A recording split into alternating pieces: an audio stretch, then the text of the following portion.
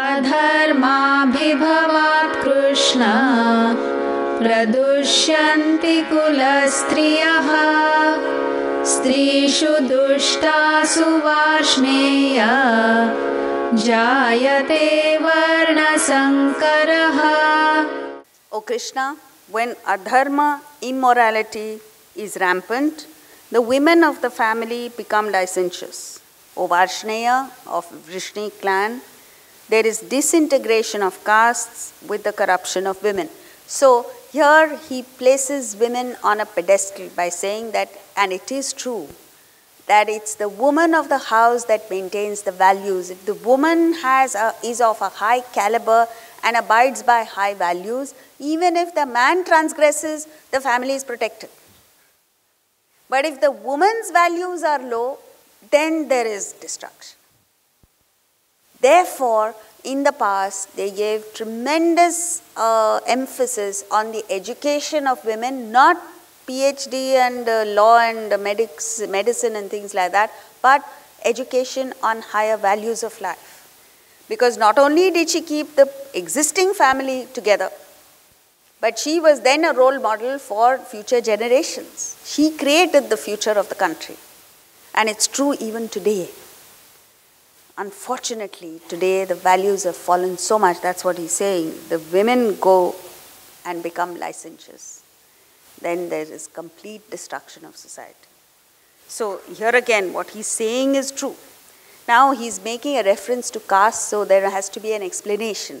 What is understood as the caste system is a total breakdown of the caste system. It has nothing to do with the original caste system. The original caste system is based on the three gunas or three qualities, three thought textures in each human being's mind, which is sattva, rajas and tamas. Just as there are three primary colors in the world, there are three thought textures, three grades of thought. And three grades of thought are calm, restless, lazy. When we teach this to children, as we've mentioned, we have a course that we run for school children. They pick it up so fast because essentially they understand the three distinct and different thought textures in the mind. So all of us have all three. The proportion varies. So what is the proportion? See, there is, you and I consist of Atman, and then body, mind and intellect. So spirit within you is brilliant, is the epitome of excellence, purity, everything good. But these three qualities are like three screens. So one screen is transparent, and that is sattva. Sattva is purity. It's free from desire and ego and selfishness. And so from the outside, a person can see the brilliance of Atman shine forth through a sattvic person, a person who is predominantly sattvic. That is what you call as charisma. The vibes of a person are extraordinarily positive. So even a wicked person is drawn towards that person. Sattva, that's the quality of sattva.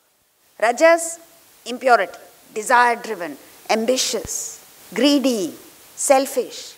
So even though he is active, even though he achieves a lot, he has the quality of putting off people with his selfishness.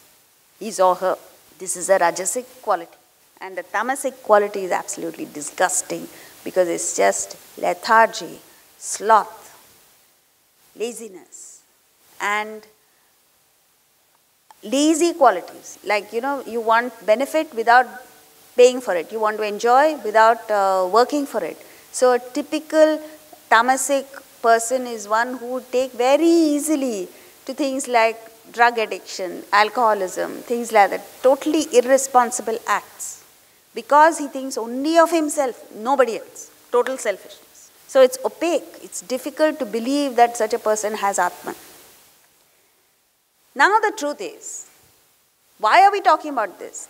Because only when you are established in sattva can you excel. And we've been saying this since day one. You remember the golfer and the caddy, who's the guru, he says there's a perfect shot waiting out there. All you have to do is get yourself out of the way. Get your desire and ego out of the way, and the excellence that is already there within you will just flow. So, you can excel only when you are in sattva. Which business school teaches sattva?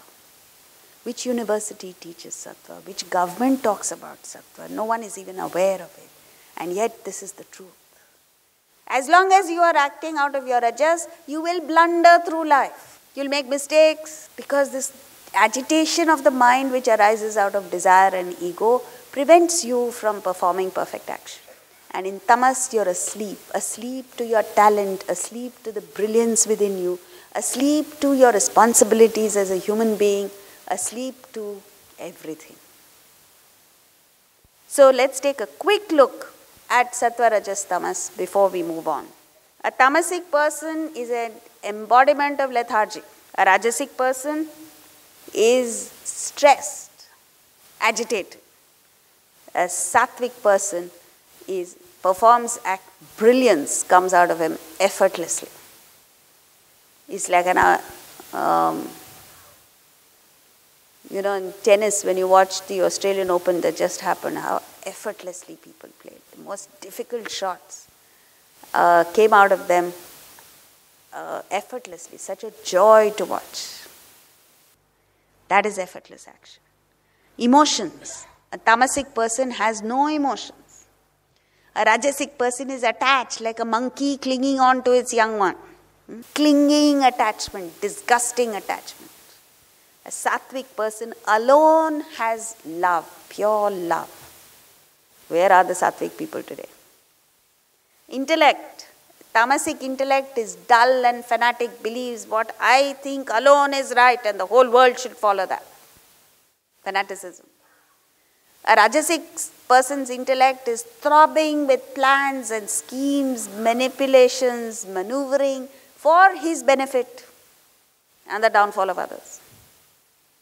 A sattvic person's intellect is contemplative. He is free from desire for the world and is contemplating on the higher, on Atman, on self. So, a tamasic person has zero motivation. A rajasic person is ambitious. And a sattvic person is self-motivated because he is working for something higher. He is inspired with the higher. Therefore, a tamasic person needs a stick like a donkey. Only when you whack the donkey, it moves.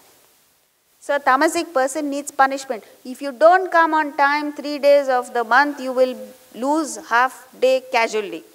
Then he comes on time. If you appeal to his intellect, I say, it's good for you, come on time. They'll stroll in at 12 o'clock. A rajasic person needs a carrot hanging, incentive. You come up with this sale and you will get this much commission. Nowadays, chairmen of companies are getting commission on sales. That speaks for their thoughts. That speaks for their caliber. The chairman of a company should consider it below his dignity to get commission on sales. Chairman should be inspired with something higher. That's not there. A sattvic person just needs freedom. You leave him alone and he comes up with this brilliance. This is an outstanding scientist like Einstein, an extraordinary doctor, a brilliant musician. They just need peace of mind. You leave them alone and they will come out with the best. So now you have to try and analyze and find out what percentage of these three do I have. What these masters did is they analyzed human beings and came up with 4 categories in order to give vocational guidance. Today everyone gets vocational guidance only for that purpose. So the 4 castes were not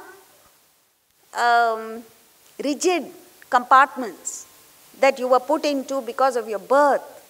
Your internal thought texture was analyzed and then a suitable vocation was given to you or prescribed for you.